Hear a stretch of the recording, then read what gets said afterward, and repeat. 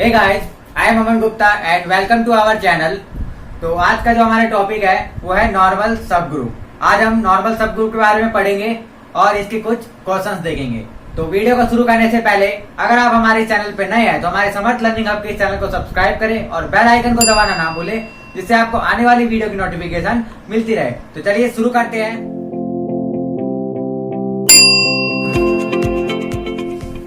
तो आइए हम सबसे पहले डेफिनेशन से स्टार्ट करते हैं।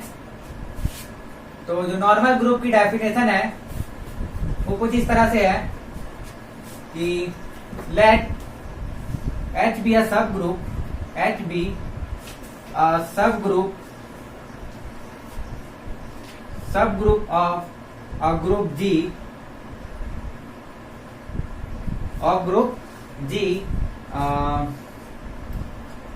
we called H is a normal subgroup of G if the right cosets of H in G is equal to the left coset of H in G, implies Hx is equal to Xh। ठीक है, इसका मतलब क्या हुआ कि H क्या है, यहाँ पे हमारा एक ग्रुप G का एक सब ग्रुप है। तो हम इस सब ग्रुप को एक नॉर्मल सब ग्रुप बोलेंगे अगर जो उसके राइट कॉसेट्स है और लेफ्ट कॉसेट्स है वो क्या हो जाए, इक्वल हो जाए। ठीक है, यानी कि Hx बराबर क्या आ जाए, Xh आ जाए। ठीक है, कॉसेट्स के बारे में आपने पढ़ा था राइट कॉसेट और लेफ्ट कॉसेट। तो हमने ये भी देखा था कि ऐसा जरूरी नहीं है कि जो लेफ्ट कॉसेट है और राइट कॉसेट है वो इक्वल आए। ठीक है, ये ज्यादातर ग्रुप में नहीं होता है, लेकिन जिस भी ग्रुप में ये इक्वल आ जाए, यानी कि राइट कॉसेट और लेफ्ट कॉसेट जिस भी ग्रुप में इक्वल आ जाते हैं उसको हम क्या बोलते हैं, नॉर्मल सब ग्रुप। ठीक है, यानी कि यहाँ पर जो H है वो क्या हो जाएगा, एक नॉर्मल सब ग्रुप हो जाएगा। और जो नॉर्मल सब ग्रुप होता है उसको सिंबल N से रिप्रेजेंट करते हैं, यानी कि यहाँ पे जो H है उसको हम क्या लिख सकते हैं, N लिख सकते हैं। यानी कि जो एक नॉर्मल सब ग्रुप होता है उसके लिए ये कंडीशन मस्ट होता है कि जो लेफ्ट कॉसेट है और राइट कॉसेट है वो क्या होना चाहिए, इक्वल होना चाहिए। और यहाँ पे जो X आ रहा है वो कहाँ से आ रहा है, इस ग्रुप G से आ रहा है। ठीक है, क्योंकि लेफ्ट और राइट कॉसेट क्या होते हैं, जो G के एलिमेंट होते हैं उसको हम क्या करते हैं, राइट साइड से और लेफ्ट साइड से प्रोडक्ट करते हैं, या फिर जो भी बाइनरी ऑपरेशन दिया रहता है वो ऑपरेट करते हैं किसके एलिमेंट में, H के एलिमेंट में। ठीक है, यानी कि जो सब ग्रुप है उसके एलिमेंट्स में हम किसी भी G के एलिमेंट का राइट साइड से या लेफ्ट साइड से क्या करते हैं, ऑपरेट करते हैं। ठीक है, तो अगर राइट साइड से कर रहे हैं तो राइट कॉसेट आता है और लेफ्ट साइड से कर रहे हैं तो लेफ्ट कॉसेट आता है। तो अगर ये दोनों इक्वल हो गए तो हम बोलेंगे कि वो जो सब ग्रुप है वो कैसा सब ग्रुप है, एक नॉर्मल सब ग्रुप है। ठीक है, अब आइए हम इसके बेस पे एक क्वेश्चन देखते हैं।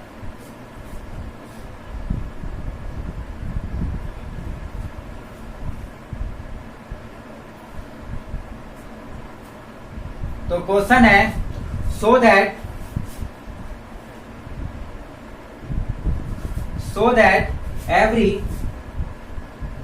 every subgroup of Z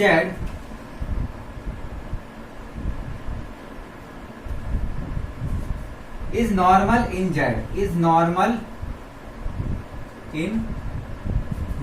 ठीक है, यहाँ पर हमें क्या प्रूव करना है कि जो Z के सब ग्रुप है, जितने भी सब ग्रुप Z के बनेंगे वो सारे के सारे क्या बनेंगे, नॉर्मल बनेंगे।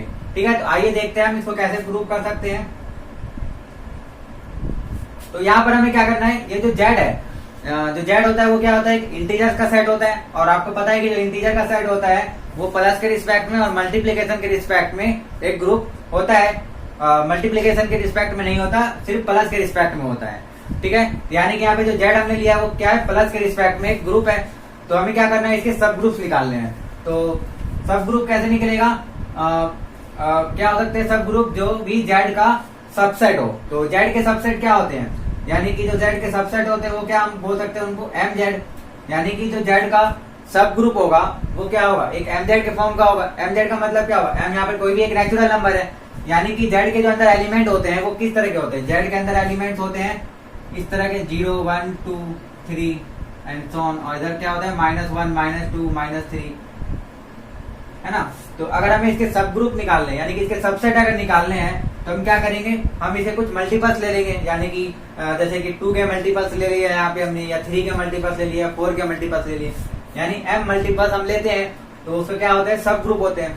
तो जितने भी इसके सब ग्रुप बनेंगे वो mz के फॉर्म के ही बनेंगे, ठीक है। m क्या हो यहाँ पे कोई भी एक नेचुरल नंबर हो सकता है, चाहे वो 2 हो सकता है, 3 हो सकता है, या -1 -2 -3 कुछ भी हो सकता है, ठीक है। तो ये mz क्या है यहाँ पे, ये रिप्रेजेंट कर रहा है कि z का एक सब ग्रुप है, ठीक है। तो हमने कॉमन कोई भी एक सब ग्रुप लिया है, तो अगर हमने ये प्रूव कर दिया कि जो mz है अगर ये नॉर्मल है तो ये जो mz है ये क्या है, ये किसी भी सब ग्रुप को रिप्रेजेंट कर रहा है, यानी कि सारे के सारे सब ग्रुप क्या हो जाएंगे, इसके नॉर्मल हो जाएंगे। तो आइए देखते हैं क्या ये mz इसका नॉर्मल है या नहीं है। तो नॉर्मल करने के लिए हमें क्या करना पड़ेगा, हमें दिखाना पड़ेगा कि उसके राइट कॉसेट और लेफ्ट कॉसेट इक्वल है, ठीक है। तो लेफ्ट और राइट कॉसेट निकालने के लिए सबसे पहले हमें इसके एलिमेंट्स पता होने चाहिए। तो mz के जो एलिमेंट्स होते हैं वो किस तरह के होते हैं, mz का एलिमेंट यानी m का मल्टीपल्स, तो 0 को अगर m से मल्टीप्लाई करेंगे तो 0 ही रहेगा, तो एक टर्म तो 0 आएगा ही, इसका जो भी सब ग्रुप होगा उसके अंदर एक एलिमेंट 0 तो रहेगा ही रहेगा, ठीक है। फिर 1 से मल्टीप्लाई करेंगे तो 1 m हो जाएगा, फिर ये 2m, ये 3m, और इसी तरीके से सो ऑन। और इसी तरह अगर माइनस में देखें तो -m -2m और -3m, ठीक है। और इसी तरीके से ये आगे बढ़ता रहेगा। तो ये क्या है टोटल mz के एलिमेंट। अब हमें क्या करना है, इसके राइट कॉसेट्स और लेफ्ट कॉसेट्स निकालने हैं, ठीक है। तो क्योंकि ये प्लस के रिस्पेक्ट में, तो हम क्या करते हैं z का कोई भी एक एलिमेंट ले लेते हैं और उसको क्या करते हैं mz में राइट साइड से और फिर लेफ्ट साइड से प्लस करके देखते हैं कि जो एलिमेंट्स आ रहे हैं यानी कि जो सेट बन रहा है वो इक्वल बन रहा है कि नहीं बन रहा है। तो आइए पहले हम देखते हैं कि mz में अगर हम कोई भी नंबर प्लस करते हैं, जैसे कि यहाँ पे हम क्या करते हैं, सिंपली हम क्या करते हैं कॉमन हर एक के लिए देख लेते हैं। तो ये जो h है हमारा, ये जो h mz है, ठीक है, इसमें हम क्या कर रहे हैं, पहले लेफ्ट साइड से कोई भी एक इंटीजर ऐड कर रहे हैं, ठीक है। यहाँ पे z का मतलब क्या है कि कोई सा भी एक इंटीजर वो हो सकता है। तो जब हम h प्लस z निकालेंगे तो ये क्या आएगा, तो आप देख सकते हैं अगर हम 0 में z प्लस करेंगे तो क्या हो जाएगा, ये z आ जाएगा। m में z प्लस करेंगे तो m प्लस z, 2m में प्लस करेंगे तो 2m प्लस z, और इसी तरीके से सो ऑन। और माइनस में भी इसी तरह से -m plus z minus 2m plus z, और इसी तरीके से सो ऑन। तो ये क्या निकला हमारा h प्लस z, यानी कि ये क्या है, एक राइट कॉसेट है। यहाँ पे z क्या हो सकता है, कोई भी एक इंटीजर हो सकता है, यानी कि जितने भी राइट कॉसेट्स बनेंगे वो इसी फॉर्म के बनेंगे, ठीक है। यहाँ पे z क्या है, कोई भी एक इंटीजर, अगर हमने 1 ले लिया तो यहाँ पे 1 आ जाएगा, और यहाँ पे सब जगह जहाँ पे z है वहाँ पे क्या कर देंगे 1 रिप्लेस कर देंगे, यानी क्या करना है, इन सबको 1 से प्लस कर देना है। तो इस तरीके के एलिमेंट्स आ जाएंगे। अगर 2 होगा तो यहाँ पर भी क्या करेंगे, बस z की जगह 2 रिप्लेस कर देंगे, ठीक है। यानी कि जो बेसिक स्टैंडर्ड फॉर्म है जो इसके राइट कॉसेट्स का वो यही है। अब देखते हैं कि जो लेफ्ट कॉसेट का स्टैंडर्ड फॉर्म है वो इसके इक्वल आता है कि नहीं। तो लेफ्ट कॉसेट के लिए हमें क्या करना पड़ेगा, लेफ्ट साइड से प्लस करना पड़ेगा। तो अगर हम इसके लेफ्ट साइड से प्लस करेंगे तो भी यही एलिमेंट आएगा, क्योंकि आपको पता है कि जो एडिशन होता है वो एक कम्यूटेटिव प्रॉपर्टी को सेटिस्फाई करता है। यानी कि अगर हम किसी भी दो नंबर को ऑर्डर चेंज करके प्लस करें तो कोई फर्क नहीं पड़ने वाला, यानी कि अगर हम h में z प्लस करें या z में h प्लस करें कोई फर्क नहीं पड़ेगा। अगर हम 0 में z प्लस करें या z में 0 प्लस करें तो आएगा क्या, यहाँ पे z ही आएगा। और इसी तरीके से m में भी z प्लस करेंगे तो m प्लस z, और ये 2m प्लस z, और इसी तरीके से सो ऑन। और माइनस में भी अगर हम z में -m कर रहे हैं प्लस तो z माइनस m या फिर -m प्लस z, सेम ही बात है। और इसी तरीके से 2m प्लस z और सो ऑन। तो यहाँ से हम देख सकते हैं कि z प्लस h और h प्लस z क्या आ रहा है, इक्वल आ रहा है। यानी कि इसके जो राइट कॉसेट्स हैं और लेफ्ट कॉसेट्स है वो क्या हो गए, इक्वल हो गए। इसका मतलब क्या हुआ कि जो h है यानी कि ये जो mz का हमारा सब ग्रुप है, ये किसका सब ग्रुप है, z का, ठीक है। और ये हमने कोई भी एक सब ग्रुप लिया था, यानी कि हर एक सब ग्रुप के लिए प्रूफ हो सकता है कि जो सब ग्रुप है इसका वो क्या है, एक नॉर्मल सब ग्रुप है, ठीक है। यहाँ पे हम देख सकते हैं क्योंकि z H Z is equal to क्या आ गया हमारा, जेड एच आ गया, तो therefore h is a normal sub group, ठीक है। तो इसे हमें प्रूफ हो गया कि z का कोई भी सब ग्रुप होगा, यानी कि हर एक सब ग्रुप उसका क्या होता है, एक नॉर्मल सब ग्रुप होता है। यानी कि z के जितने भी सब ग्रुप बनेंगे उनके राइट कॉसेट और लेफ्ट कॉसेट क्या आएंगे, हमेशा इक्वल आएंगे। ठीक है, तो आइए अब हम इसके कुछ और क्वेश्चन देख लेते हैं। तो क्वेश्चन है so that A3 is a normal sub group. ठीक है, ये क्या होता है, एक नॉर्मल सब ग्रुप का सिंबल होता है, normal sub group of S3। ठीक है, तो हमें क्या प्रूव करना है कि जो A3 है वो S3 का क्या है, एक नॉर्मल सब ग्रुप है। सबसे पहले यहाँ पे S3 और A3 के एलिमेंट के बारे में पता होना चाहिए। तो S3 के बारे में आपको पता होगा कि S3 क्या होता है, एक परमुटेशन ग्रुप होता है 3 सिंबल्स का, है ना। यानी कि ये इसके जो अंदर एलिमेंट्स होते हैं वो क्या होते हैं, इसके अंदर जो एलिमेंट होते हैं वो क्या होते हैं, एक फंक्शंस होते हैं, और फंक्शन कहते होते हैं जो x टू x पे जा रहे हैं। ठीक है, और x के अंदर जो एलिमेंट है वो क्या है, 1, 2 एंड 3, यानी कि 3 सिंबल है यहाँ पे। तो x के अंदर जो एलिमेंट आएंगे क्या से आएंगे, 1, 2 और 3 से। तो 1, 2, 3 जो है वो 1, 2, 3 पे ही फंक्शन बना रहे हैं। तो जितने भी उसके फंक्शंस बन सकते हैं वो सारे के सारे इसमें एलिमेंट होंगे। और कितने एलिमेंट होंगे ये हमने पढ़ा है कि यहाँ पे जो भी नंबर होता है उसको हम फैक्टोरियल कर देते हैं। तो यहाँ पे 3 लिखा है तो 3 का फैक्टोरियल क्या होता है, 6। यानी S3 के अंदर जो टोटल कितने एलिमेंट है, 6 एलिमेंट है। यहाँ पे हम S3 के एलिमेंट्स लिख लेते हैं, ये हमने पहले भी कर रखे हैं। एक तो I होता है, I यानी कि आइडेंटिटी एलिमेंट, यानी 1, 1 पे, 2, 2 पे और 3, 3 पे। इसके बाद 1, 2, 1, 3, 2, 3, 1, 2, 3 एंड 1, 3, 2। ठीक है, तो ये टोटल 6 एलिमेंट होते हैं S3 के। अब आते हैं A3 पे। तो A3 क्या होता है, A3 का मतलब एक ऐसा परमुटेशन ग्रुप जिसके अंदर सिर्फ 3 साइकिल्स के एलिमेंट हो। ठीक है, यानी कि ये एक S3 का सब ग्रुप होता है। ठीक है, S3 का सब ग्रुप क्यों, क्योंकि ये इसके जो अंदर एलिमेंट होते हैं वो S3 के ही होते हैं, यानी कि S3 का सबसेट होता है, और ये अपने आप में एक सब ग्रुप भी होता है। ठीक है, तो इसके अंदर जो एलिमेंट आते हैं वो कैसे एलिमेंट आते हैं, जो सिर्फ और सिर्फ 3 साइकिल के होते हैं। तो आइडेंटिटी एलिमेंट जो होता है वो क्या होता है, 3 साइकिल का एलिमेंट होता है, तो आइडेंटिटी एलिमेंट इसमें आएगा। और बाकी जो 3 साइकिल का एलिमेंट है वो क्या है, ये दोनों, यानी कि 1, 2, 3 एंड 1, 3, 2। ठीक है, ये जो 3 एलिमेंट है ये सारे क्या है, 2 साइकिल के एलिमेंट है, तो इसलिए इसके अंदर नहीं आएंगे। इसका मतलब क्या हुआ, अगर S3 ले रहे हैं तो उसके अंदर A3 में जो एलिमेंट है वो क्या आएंगे, सिर्फ और सिर्फ 3 साइकिल्स के। इसी तरह अगर हम S4 लेते हैं तो उसमें क्या आता है, A4। तो A4 क्या होता है, उसमें जितने भी 4 साइकिल्स के एलिमेंट होते हैं।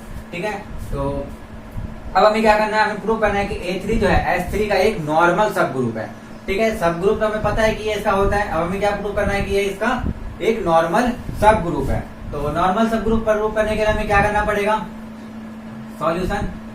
नॉर्मल सब ग्रुप प्रूव करने के लिए हमें ये दिखाना पड़ेगा कि जो इसके राइट कोसेट्स है और लेफ्ट कोसेट्स है वो क्या होने चाहिए, इक्वल होने चाहिए। तो आइए हम देखते हैं कि इसके जो लेफ्ट कोसेट और राइट कोसेट्स है वो क्या आते हैं। तो लेफ्ट कोसेट निकालने के लिए हमें क्या करते हैं, लेफ्ट साइड से S के एलिमेंट को क्या करते हैं हम, इसके एलिमेंट से प्रोडक्ट या फिर जो भी ऑपरेशन है, यहाँ पे ऑपरेशन क्या होता है, फंक्शन, कंपोजिशन ऑफ फंक्शन। ठीक है, तो वो हम करेंगे। तो आइए हम पहले इसके लेफ्ट कोसेट निकालते हैं। तो सबसे पहले तो ये 3 एलिमेंट है, अगर हम इन्हीं 3 एलिमेंट से इसको ऑपरेट करते हैं तो पूरा का पूरा A3 आ जाएगा। यानी A3 तो इसका एक लेफ्ट कोसेट है, और राइट कोसेट भी, क्योंकि राइट साइड से भी करेंगे तो भी आ जाएगा। तो जो A3 है वो भी इसका एक सब क्या है, कोसेट है। और कैसा कोसेट है, राइट कोसेट भी और लेफ्ट कोसेट भी है। तो ये तो इक्वल होते हैं, तो इनको इक्वल करने की जरूरत नहीं है। अब बाकी के जो एलिमेंट बच गए, बाकी के क्या बच गए, 1, 2, 1, 3 और 2, 3। ठीक है, तो इनके साथ हम ऑपरेट करके देखते हैं कि जो लेफ्ट कोसेट और राइट कोसेट आ रहे हैं वो इक्वल आ रहे हैं या नहीं आ रहे हैं। तो यहाँ पे हमें क्या करना पड़ेगा, पहले हम 1, 2 के साथ करते हैं, यानी 1, 2 के साथ हमने ऑपरेट किया इसको A3 के साथ। ठीक है, तो ये एक लेफ्ट कोसेट निकलेगा, और ये जो निकलेगा इसमें हमें क्या करना पड़ेगा, A3 के सारे एलिमेंट्स को 1, 2 के साथ ऑपरेट करना पड़ेगा लेफ्ट साइड से। यानी कि 1, 2 को I से ऑपरेट करना पड़ेगा, 1, 2 को 1, 2, 3 से करना पड़ेगा, और 1, 2 को 1, 3, 2 से करना पड़ेगा। ठीक है, तो क्या होगा यहाँ पे, सबसे पहले कोई भी आइडेंटिटी एलिमेंट के साथ ऑपरेशन होता है तो वही एलिमेंट आ जाता है। यानी आइडेंटिटी एलिमेंट को अगर हम किसी के साथ भी ऑपरेशन करेंगे तो वही आ जाएगा, तो इसको करने की जरूरत नहीं है। तो ये सिंपल 1, 2 हो गया। अब इन दोनों को करके देख लेते हैं। तो 1, 2 और 1, 2, 3 को अगर हम करते हैं तो क्या आता है, 1, 2 को हम क्या लिख सकते हैं, 1, 2, 2, 1, और 3 किस पे जा रहा है, 3 पे। और ऑपरेशन करना है इसका 1, 2, 3 के साथ, यानी 1, 2 पे, 2, 3 पे और 3, 1 पे। तो ये क्या आएगा, ये आ जाएगा 1, 2 पे और 2, 1 पे, 2, 3 पे और 3, 3 पे और 3, 1 पे और 1, 2 पे। तो ये बन गया हमारा 2 एंड 3, क्योंकि 1 1 पे जा रहा है तो 2 3 पे बन गया। तो ये क्या बन गया, इसकी जगह हम क्या लिख सकते हैं 2 3। अब देखते हैं 1 2 को 1 3 2 से ऑपरेट करने पे क्या आता है। तो यहाँ पर हम क्या करते हैं, सिंपल इनको चेंज कर देते हैं। 1 3 2 है, यानी कि 1 3 पे जा रहा है, 2 1 पे जा रहा है और 3 2 पे जा रहा है। तो यहाँ पे जब हम करते हैं तो 1 3 पे जा रहा है, 3 3 पे, तो यहाँ पे 3 लिख देंगे। 2 1 पे जा रहा है और 1 2 पे जा रहा है, तो यहाँ 2 लिख देंगे। 3 2 पे जा रहा है और 2 1 पे जा रहा है, तो यहाँ 1 लिख देंगे। तो ये जो आएगा, क्योंकि 2 2 पे जा रहा था तो क्या क्या आ जाएगा 1 एंड 3, तो यहाँ पर क्या आ जाएगा 1 एंड 3। ठीक है, तो ये टोटल एलिमेंट्स आए किसके 1 2 A3, यानी कि एक लेफ्ट कॉसेट है। ठीक है, जब हमने 1 2 को A3 के एलिमेंट के साथ ऑपरेट किया तो हमें ये एलिमेंट मिला, तो यानी कि एक सेट बन गया। और ये कैसा सेट है, एक लेफ्ट कॉसेट है। ठीक है, अब हम देखते हैं कि इसी एलिमेंट के साथ जो हम राइट कॉसेट निकाल रहे हैं वो भी इसके इक्वल आ रहा है या नहीं आ रहा है। तो A3 के साथ हम क्या करते हैं, 1 2 को राइट साइड से ऑपरेट करते हैं। तो राइट साइड से ऑपरेट करेंगे तो क्या होगा, सेम, यानी कि सारे एलिमेंट्स को क्या करना पड़ेगा, अब राइट साइड से ऑपरेट करना पड़ेगा।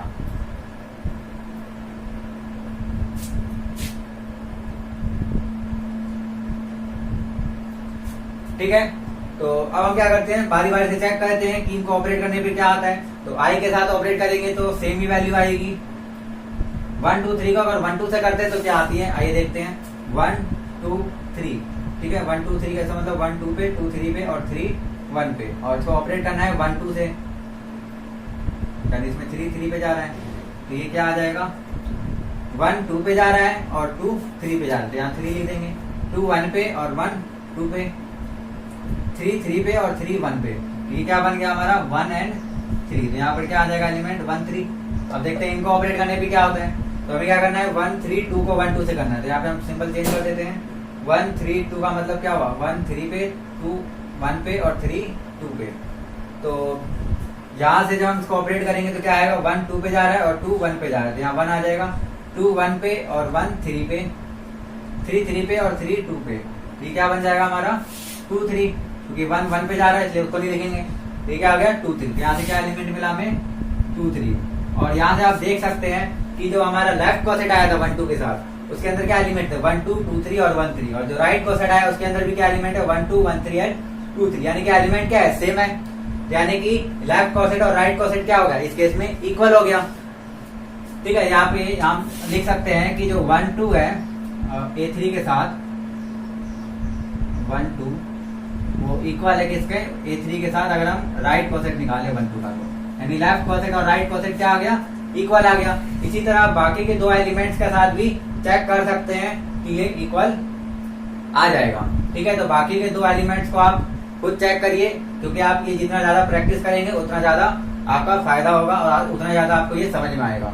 ठीक है, तो बाकी के दो आप ऐसे ही चेक करके देखेंगे तो वो भी इक्वल आ जाएगा। तो इससे ये प्रूव हो जाएगा कि जो A3 है वो S3 का एक नॉर्मल सब ग्रुप है। अब आइए कुछ प्रॉपर्टीज पढ़ते हैं। तो आइए अब हम एक थ्योरम देखते हैं। तो थ्योरम है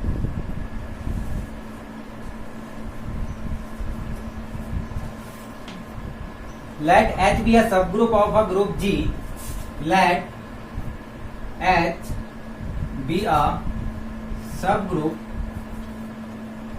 of group G, then the following are equivalent to each other। मतलब क्या हुआ कि ये H क्या है, यहाँ पे एक G का सब ग्रुप है। तो अब यहाँ पर मैं कुछ रूल्स लिख रहा हूँ A, B एंड C। तो A क्या होता है, H is a normal subgroup,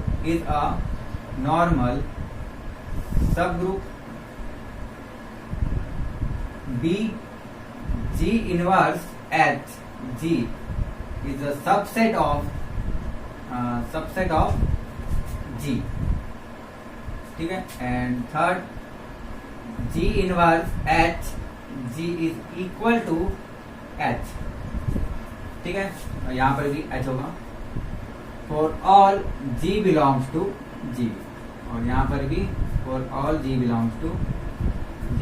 इसका मतलब क्या हुआ कि अगर H G का सब ग्रुप है तो ये जो तीन कंडीशन है ये तीनों एक दूसरे के क्या है, इक्विवेलेंट है। यानी कि अगर कंडीशन A सेटिस्फाई हो जाता है, यानी कि अगर H जो है वो नॉर्मल सब ग्रुप हो जाता है, तो बाकी के जो दो कंडीशन है वो ऑटोमेटिकली प्रूफ हो जाते हैं कि जी इनवर्स एच जी से जो बनने वाला सेट है वो एच का क्या होगा, एक सबसेट होगा। और अगर ये सबसेट हो गया तो इसका मतलब क्या हुआ कि उसके इक्वल भी होगा, यानी कि A equivalent to B and B equivalent to C and C equivalent to A, यानी कि ये सारे के सारे एक दूसरे पे क्या है, इक्विवेलेंट, यानी कि इसमें से कोई सा भी एक कंडीशन अगर सेटिस्फाई हो जाएगा तो बाकी के भी कंडीशन सेटिस्फाई अपने आप हो जाते हैं। ठीक है, यानी कि अगर कोई हमें नॉर्मल सब ग्रुप दिया हुआ है तो उसके अंदर ये कंडीशन सेटिस्फाई करेगा और उसके साथ ये वाली कंडीशन भी सेटिस्फाई हो जाएगी। और अगर इन दोनों में से कोई सी भी कंडीशन हमें दी रहती है तो उससे हम ये बता सकते हैं कि वो एक नॉर्मल सब ग्रुप है। तो अब अगर किसी भी सब ग्रुप को नॉर्मल सब ग्रुप अगर आपको प्रूव करना है तो राइट कोसेट और लेफ्ट कोसेट को दिखाने की जरूरत नहीं है इक्वल, आप क्या करें, सिर्फ जी इनवर्स एच जी जो है उसको दिखा दे कि वो एक एच का सबसेट है या फिर वो एच के इक्वल है। ठीक है, तो अगर हम ये कंडीशन सेटिस्फाई कर देते हैं तो इससे क्या प्रूव हो जाता है कि वो एक नॉर्मल सब ग्रुप है। तो आइए अब हम एक क्वेश्चन करते हैं इसकी मदद से, इस थ्योरम की मदद से क्वेश्चन को सॉल्व करते हैं। तो आइए अब हम एक क्वेश्चन देखते हैं। तो क्वेश्चन है, तो आइए अब हम एक क्वेश्चन देखते हैं। तो क्वेश्चन है, consider the sub group, consider the sub group SL2R, SL2R, और जो SL2R के जो एलिमेंट है वो किस तरह के हैं, इसमें एक एलिमेंट है A बिलोंग्स टू Gl2R, यानी कि इसके जो एलिमेंट है वो कहां से आने चाहिए, Gl2R से आने चाहिए। और such that determinant of A is equal to 1, यानी कि इसके अंदर Gl2R के वो एलिमेंट आ रहे हैं जिसके डिटर्मिनेंट क्या है, 1 है। ठीक है, और ऑफ Gl2R, ठीक है, using the fact that determinant of AB is equal to determinant of A into determinant of B, and determinant of inverse A inverse is equal to 1 upon determinant of A, यानी कि ये matrix की कुछ properties होती हैं। ठीक है, तो इसका यूज करके हमें प्रूव करना है कि जो SL2R है वो Gl2R का एक सब ग्रुप हमें दिया हुआ है। तो यहाँ पे हमें शो करना है कि so that SL2R is a सब group of normal sub group of Gl2R। ठीक है, तो अब यहाँ पे सबसे पहले हमें क्या देखना है कि Gl2R और SL2R में किस तरह के एलिमेंट आते हैं। तो आपको पता होगा कि जो Gl2R जो ग्रुप होता है उसके अंदर कैसे एलिमेंट आते हैं, उसके अंदर जो एलिमेंट आते हैं वो होते हैं 2x2 मैट्रिक्स के, और जो मैट्रिक्स होते हैं उनके जो डिटर्मिनेंट है वो नॉन जीरो होते हैं, यानी कि नॉन जीरो डिटर्मिनेंट वाले जो भी 2x2 के मैट्रिक्स होते हैं वो सारे के सारे Gl2R के अंदर होते हैं। तो यहाँ से हमने इसका एक सब ग्रुप लिया है SL2R। तो SL2R में भी किस तरह के एलिमेंट आएंगे, तो इसमें भी 2x2 के मैट्रिक्स ही होंगे, लेकिन उनका डिटर्मिनेंट क्या होगा, 1 होगा। ठीक है, यानी कि नॉन जीरो ही है। तो ये भी एक Gl2R का क्या है, एक सबसेट यानी कि सब ग्रुप है। तो हमें क्या प्रूव करना है कि ये इसका नॉर्मल सब ग्रुप है। तो अभी हमने एक थ्योरम देखा था, उसमें हमें क्या प्रूव करना पड़ता है कि G inverse H G is equal to या फिर बिलोंग्स टू H, ठीक है, या सबसेट ऑफ H। तो आइए हम इसको प्रूव कर देते हैं। तो इसको प्रूव करने से क्या प्रूव हो जाएगा कि एक नॉर्मल सब ग्रुप इसका है। ठीक है, तो क्या करना पड़ेगा, सबसे पहले यहाँ पे हम कुछ एलिमेंट्स लेते हैं। यहाँ पे हम एक एलिमेंट ले लेते हैं A, ठीक है, और ये जो A है ये कहाँ से आ रहा है, इस SL2R से आ रहा है। ठीक है, और एक एलिमेंट ले लेते हैं B जो कि Gl2R से आ रहा है। तो हमें इसमें प्रूव करना पड़ेगा कि जो B इनवर्स AB है वो किसमें बिलोंग कर रहा है, वो SL2R के अंदर बिलोंग कर रहा है।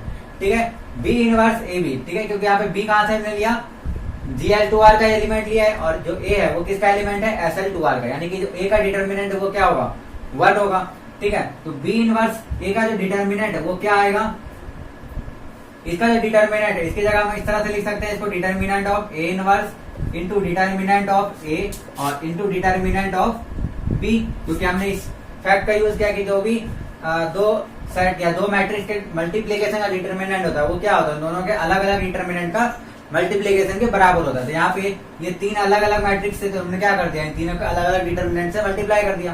तो अब यहाँ पे हम क्या कर सकते हैं, डिटरमिनेंट ऑफ ए इनवर्स को हम क्या लिख सकते हैं, 1 अपॉन डिटरमिनेंट ऑफ ए, और इनटू में डिटरमिनेंट ऑफ ए जो है ये क्या हो जाएगा 1, क्योंकि ये कहाँ से बिलोंग कर रहा है, SL2R से, और SL2R का जो डिटरमिनेंट है वो क्या है 1 है। ठीक है, तो इसकी जगह 1 हो जाएगा और बाकी बचेगा क्या यहाँ पे डिटरमिनेंट ऑफ बी बचेगा। ठीक है, यहाँ पर भी डिटरमिनेंट ऑफ बी इनवर्स आएगा, क्योंकि यहाँ पे क्या है बी इनवर्स है, तो यहाँ पर बी इनवर्स आ गया, डिटरमिनेंट ऑफ ए और डिटरमिनेंट ऑफ बी। तो डिटरमिनेंट ऑफ बी इनवर्स क्या बन गया, 1 अपॉन डिटरमिनेंट ऑफ बी, और ये 1 हो गया और ये डिटरमिनेंट ऑफ बी। तो यहाँ से ये और ये कैंसिल होके क्या आ जाएगा 1 आ जाएगा, यानी कि ये जो एलिमेंट आएगा इसका भी डिटरमिनेंट क्या आएगा 1 आएगा, यानी कि ये जो एलिमेंट है बी इनवर्स ए बी ये किसके अंदर बिलोंग कर रहा है, ये बिलोंग कर रहा है SL2R के अंदर। ठीक है, क्योंकि इसका एलिमेंट क्या है, इसका डिटरमिनेंट क्या है 1, और SL2R में किस तरह के एलिमेंट आ रहे हैं जिनका डिटरमिनेंट 1 है। ठीक है, यानी कि ये इसके अंदर बिलोंग कर जा रहा है। इसका मतलब क्या हुआ कि ये इसका एक सबसेट है, यानी कि सबसेट ऑफ SL2R, क्योंकि इससे जो बनने वाला जो सेट बनेगा उसके सारे एलिमेंट्स कहाँ आएंगे, SL2R के अंदर बिलोंग करेंगे। अब इसके अंदर ये इसका सबसेट हो गया, इसका इंप्लाइज का मतलब क्या होता है कि जो SL2R है वो एक नॉर्मल सब ग्रुप है किसका, Gl2R का।